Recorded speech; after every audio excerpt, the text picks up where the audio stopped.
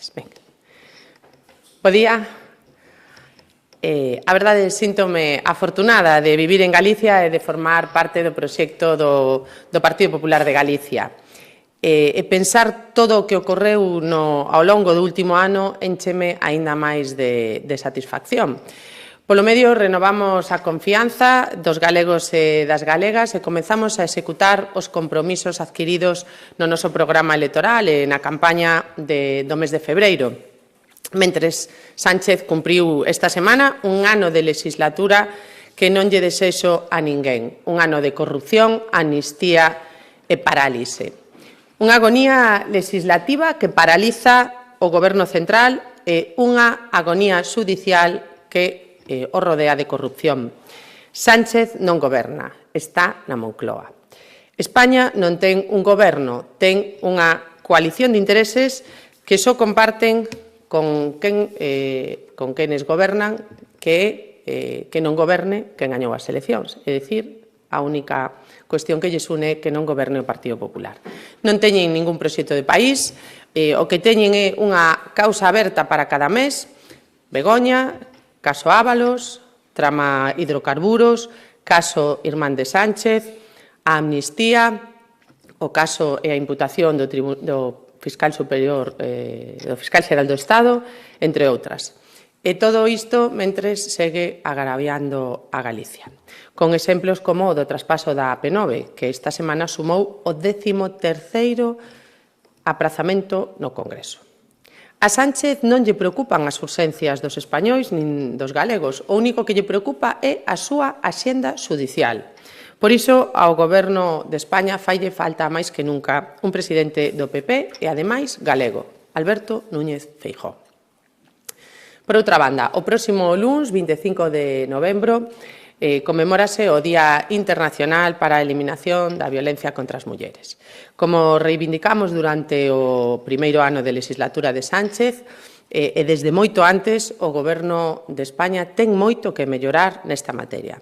Renovar o Pacto de Estado contra a Violencia de Xénero, que leva conxelado dende o ano 2022, coa incorporación de medidas específicas e concretamente contra a violencia vicaria e contra a violencia digital. Revisar os erros do sistema Biogen á hora de valorar o risco das víctimas. Promulgar unha lei contra a trata de persoas comprometida no pacto e, ademais, cada ano, cada vez que chega o 25 de novembro, o Partido Socialista, a súa proposta estrela é promulgar unha lei de trata. E así levamos dende o ano 2018. E pedir perdón pola chapuza de lei, da lei do solo sí e sí que puso na rúa a máis de 1.400 agresores sexuais e reduciulle as penas. Mentres, a Xunta de Galicia segue traballando, esta mesma semana se anunciou a nova lei de violencia digital. O 25N é unha xornada de reflexión, sensibilización e, sobre todo, para expresar o rexeitamento máis profundo a todo tipo de violencia contra as mulleres. Este 25N, dende o Partido Popular de Galicia, queremos deixar claro que isto non é cousa de cores. Esta cuestión non vai nin de gaviotas, nin de bandeiras con estrelas ou estreladas, nin de puños e rosas, nin de azul, vermello ou amarelo. A violencia de xénero é un problema público e social de primeira magnitude. E, insisto, non é cousa de cores. Non é cousa de cores e, por iso, todos os poderes públicos temos o deber de adoptar as medidas necesarias para facer reais e efectivos eses dereitos. Eliminar todas as formas de violencia que afectan as mulleres é cousa de todos e, por iso, non é cousa de cores. Por último, quería informar sobre a proposta do nomeamento do novo coordinador de Cultura do Partido Popular de Galicia, que neste caso vai a ser unha muller, unha coordinadora. Trátase de María Baleato, concelleira responsable das áreas de Cultura, Turismo e Relacións Institucionais no Partido Popular de Santiago de Compostela. Dentro da formación local, preside a Comisión Local de Turismo, Acción Cultural e Relacións Institucionais dentro do propio partido. Entre outras, é membro da Comisión Asesora de Patrimonio Histórico do Concello e exerce dende hai anos como secretaria da Asociación Cultural Casino de Santiago. Foi membro do xurado Premio Novela Europea, así como do Premio Lorca Guerra da Cal Blanco Amor. En resumo, unha persoa moi activa na vida cultural da cidade por excelencia en Galicia, a que damos a benvida ao noso comité executivo. Estou segura de que fará un magnífico traballo. Mais nada, moitas grazas, quedo a súa disposición para calquer pregunta que queiran formular. Sí, en relación a esta nos departado de da nova coordinadora da Comisión de Cultura, foise o anterior bastante disgustado, parece que compartido, nomeadamente co conselleiro López Campos. Non sei se les chegou algún tipo de queixa, se tenían a sensación de que isto pode ser unha cuestión puntual ou algo que pode ter un carácter máis generalizado dentro do partido. Ben, a nos sorprendeunos porque esta semana pois nunca manifestara nada no ámbito interno do partido. Somos un partido galeguista, centrista, moderado. A nosa defensa do uso do galego é un uso armónico e cordial. Non apostamos en ningún caso pola imposición. Nese sentido, é a mesma postura que temos dende sempre e incluso hai 2 anos e medio, cando se afiliou esta persona, era esa postura e hoxe sigue sendo a mesma. Dende logo, a súa queixa a coñecemos única e exclusivamente polos medios de comunicación e non temos ningunha outra información ao respecto.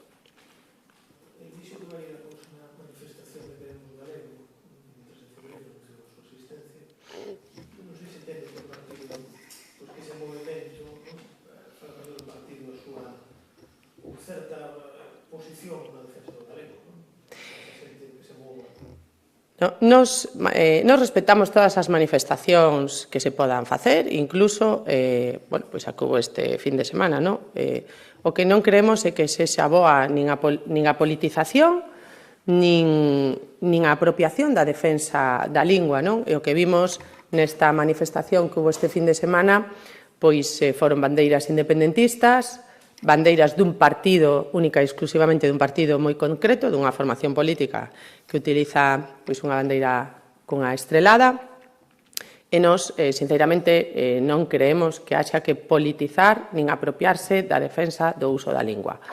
Nos respectamos que calquera que queira participar nesas manifestacións é libre, insisto, nós non compartimos esa politización da defensa da lingua. Vendo un pouco as posturas no ámbito lingüístico que se foron plasmando tanto nesta manifestación como políticamente no Parlamento e demais, confían, vai volver a haber reunións a semana que ven, non sei se variou en algo as súas expectativas de que se poda chegar a fraguar efectivamente un pacto pola lingua. A ver, nós, dende o inicio da legislatura, amosamos un compromiso, como sempre, do Partido Popular de Galicia pola defensa da lingua, en esta ocasión máis, con unha consellería na que concretamente se fala de lingua, cultura e lingua.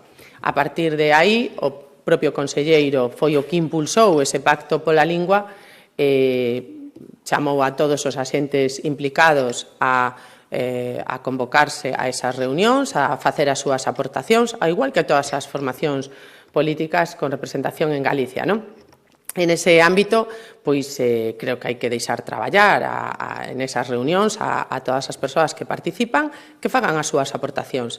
Eu creo que ese pacto pola lingua é posible se todos poñemos pola nosa parte e se as outras formacións políticas non se instalan pois nunha defensa do monolingüismo, da imposición da lingua e as súas posicións históricas que nada avanzan no uso da lingua. Eu digo sempre que para defender o galego hai que amar o galego e creo que para amar o galego non se pode impoñer o seu uso porque se pode incluso provocar o efecto contrario, como vimos na época do bipartito, que a súa imposición pois provocou que houbese menos falantes que noutras épocas.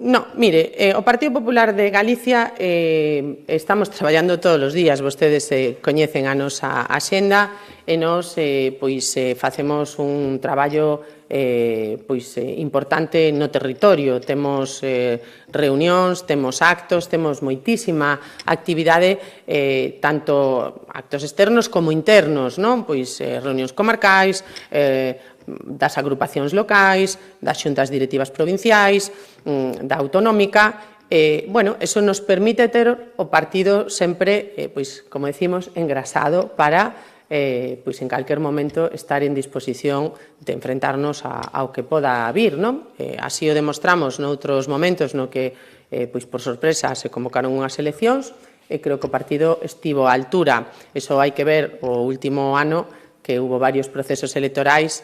Os resultados do Partido Popular de Galicia creo que foron xa algo máis que notables, incluso, non? Diríamos. Quería preguntarle esa sombra de dúbida que deixaba o presidente na última sesión de control sobre contratos de familiares de Ana Pontón, se vostede pode concretar algo máis sobre eso. Despois tamén preguntarle, o señor Besteiro cualificaba de comisión de disparate a comisión de investigación pola falta de orden de comparecentes, as citacións, de que non hai documentación, que lle parece? Ben, respecto a isto último, non? Creo que o único interese de algúns grupos é crear unha comisión para facerlle oposición a Feijóo na política nacional, pero creo que o Parlamento de Galicia está para defender os intereses dos galegos e das galegas. Nun momento onde se debatiu e se negociou o plan de traballo, o Partido Popular, a pesar de ter maioría absoluta na Cámara, ofertou traer a 40 comparecentes propostos polos outros grupos, polos grupos da oposición.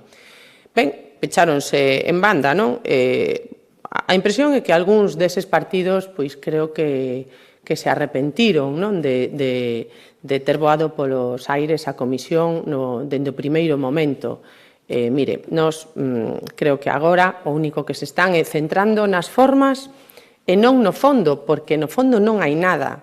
Non había nada antes e sigue sin haber nada agora. E por iso, as súas críticas, eu xo avancei noutras comparecencias miñas aquí con vostedes, saben que sempre dixen que cando non hai nada no fondo, ao final se vai polas formas. E iso é o que estamos vendo no Parlamento e na Comisión, que están intentando ir por las formas e creo que o informe dos letrados que se coñeceu este luns é bastante contundente en canto a que o cumprimento do regulamento está sendo exquisito e que todas esas mentiras que contaron en canto a que se estaba incumprindo a normativa deixou en evidencia que os grupos da oposición nada, todo o que decían respecto ao incumprimento do regulamento era absolutamente falso e, por tanto, nese sentido, creo que quedou bastante aclarado polos letrados e polos técnicos que son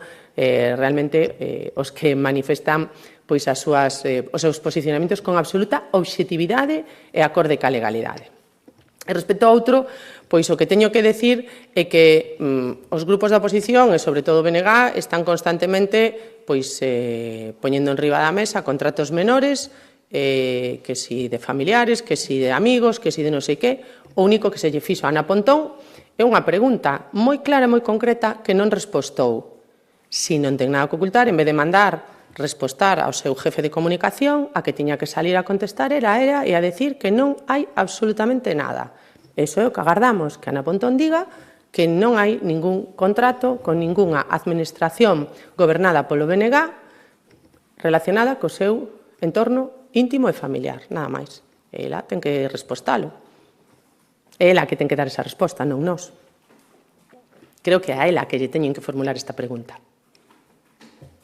En relación co 25N, o delegado do goberno dicía que era irresponsable e perigoso as críticas que vertía a Conselleira de Política Social sobre o sistema Biogen.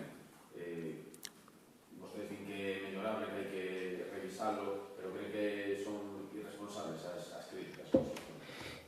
Mire, o sistema de Biogen está sometido a un proceso de revisión constante. En Madrid revisouse, o Partido Socialista votou a favor desa revisión e o único partido que non votou a favor desa revisión foi Vox. Eu non sei se o delegado do Goberno agora está máis con Vox, porque, bueno, xa vimos como o Partido Socialista pois nesta semana dou un xiro cara a, pactar con partidos que eles chaman extrema dereita, co partido de Orbán e co partido de Meloni. Non sei se se refire a eso o delegado do Goberno, non? En calquera caso, mire, hai gobernos municipais en Galicia liderados por socialistas que non están dentro do sistema Biogen. Por poñerlle un exemplo, a cidade de Lugo.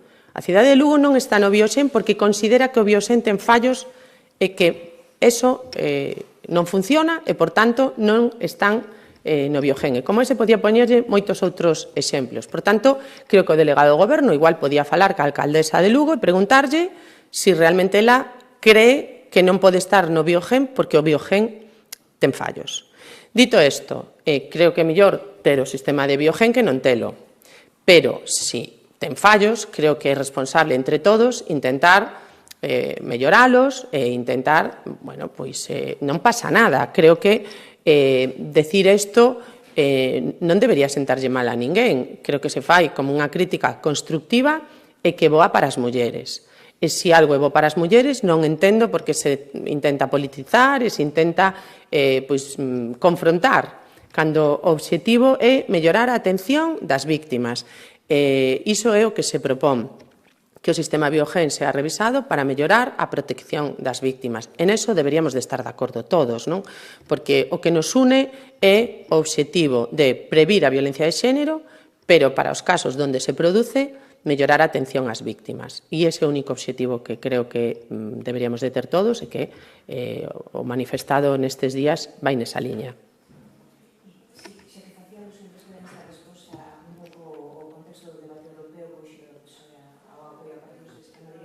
Non sei se vendo todo o que pasou no PP europeo, un pouco cal foi o papel da Europeia, se pensa que, visto a resolución do asunto, queda debilitado de algún xeito. En ningún caso. O que quedou demostrado que Teresa Ribera estaba máis preocupada polo seu posto na comisión que polo seu traballo que tiña que defender en España, un traballo que lle levou a non facer por sectarismo climático as obras que tiña que facer en Valencia para evitar que esta situación se dera e agora mesmo a súa soberbia demostrouna onte cando tampouco recoñeceu algúns fallos que tuvo. Creo que é humano ter fallos, pero tamén hai que facer algo de autocrítica neste contexto, pois ela non a fixo. Mire, si que o Partido Popular de España puxera en Europa en evidencia que a señora Ribera non merece ser comisaria porque non defendeu o seu traballo como ministra e dificilmente o vai facer como comisaria, sirve para que a señora Teresa Ribera faga un mellor traballo en Europa, pois benvido sexa. En calquera caso, nós creo que está claro que se lle fixo a Sánchez rectificar, polo menos nunha cuestión na que en España estaba con un discurso absolutamente pechado a un cordón sanitario a ultradereita que el decía que era, e agora resulta que por o seu tacticismo político e polos seus intereses partidistas parece que vai pactar coa ultradereita europea, non? Creo que é importante que o expliquen porque é un importante cambio de opinión dos que nos ten acostumados Pedro Sánchez. Bueno, listo, gracias.